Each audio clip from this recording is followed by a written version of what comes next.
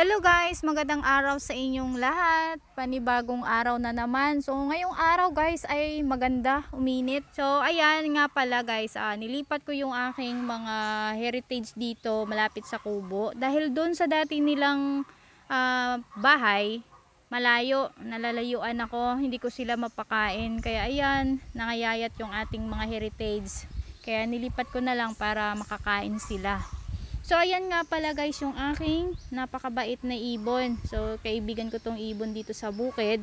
Dahil nga siguro ako lang talaga mag-isa dito. Kaya ayan siguro binigyan ako ng kasama. So may ibon na ako, may aso, may pusa, may manok, yun, may baboy. So sila lang yung kasama ko. Kaya tuwang-tuwa ako dahil kahit papano may kasama na rin ako dito. At saka may kausap. Tuwang-tuwa talaga ako guys sa ibon na to. Ayan, dahil nga dumating siya sa akin, mas lalo akong naging masaya. Dahil nga sa araw-araw nandito siya, binabantayan ko pag dumating siya, binibigyan ko ng pagkain. Napakabait nitong ibon na to guys. So, lagi talaga ako guys may pasalubong dito sa ibon na to. Bakit kaya guys? Comment nga kayo kung bakit niya ako binibigyan lagi ng bulaklak. Hindi ko alam, dinadala niya ako guys ng bulaklak. So, yung bulaklak na yun iniipon ko. So yun, hindi ko alam guys kung bakit niya ako binibigyan ng bulaklak, na dinadalhan niya ako ng bulaklak. Lalo na pagka malungkot ako, binibigyan niya ako ng bulaklak. So ayan guys, 2 months old na pala yung ating baboy ngayon. So papakita ko sa inyo kung gaano nakalaki yung 2 months old nating mga bansot na mga baboy. So yun guys, puntahan natin yung ating mga baboy doon. At nandito na nga tayo guys sa kulungan ng ating mga budik. So ayan guys, nakikita ninyo, nilagyan ko sila ng net dahil napakaraming lamok. So etong net na to ay bago na to, kakapalit ko lang. Dati kasi ay luma na, tsaka madumi na, kaya pinalitan ko bago. So eto yung ating 2 months old na mga bansot guys, nating mga biik. So yan, ang tawag dito sa amin ay gipos. So ayan na yung ating mga gipos na 2 months old na mga baboy. So ang dami nga nagsasabi sa akin guys na napakaliit daw ng aking mga baboy. So ayan, ang ingay naman ng manok. Napakaliit daw ng aking mga baboy. So alam nga naman guys, nalalaki yung ating baboy na super laki dahil nga nabili nating bansot.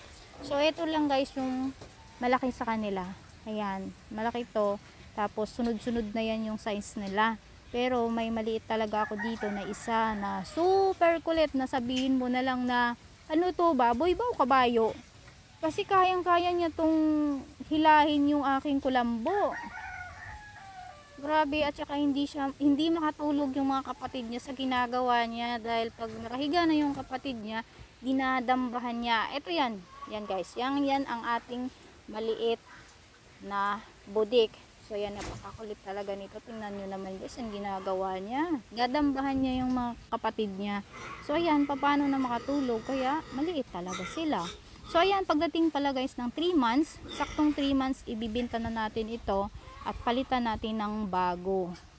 At sana nga guys, makakita tayo ng biik, dahil ngayon wala talagang biik. Naghanap na ako pero wala akong makitang biik dahil ubusan ng baboy dito. Tsaka sayang nga guys, ang mahal ng ngayon, live weight, hindi nakaabot yung ating baboy. Nasa 100 to 110 ang live weight ngayon ng baboy. Eto nga pala guys, ay gumagawa nga pala ako ng butas para tapunan sa ating dumi ng baboy. So ayan guys, kasi dati ay nilalagay ko sa sako, pero mas maganda ata na dito na lang sa lupa para lagyan ko ng rice hull sa ibabaw para hindi sumingaw. So ayan guys, wala kasing gagawa nito kundi tayo lang, dandahan lang natin hanggang sa lumaki ito at lumalim. So ayan guys, update ko na lang kayo pagka na-harvest na yung ating alagang baboy.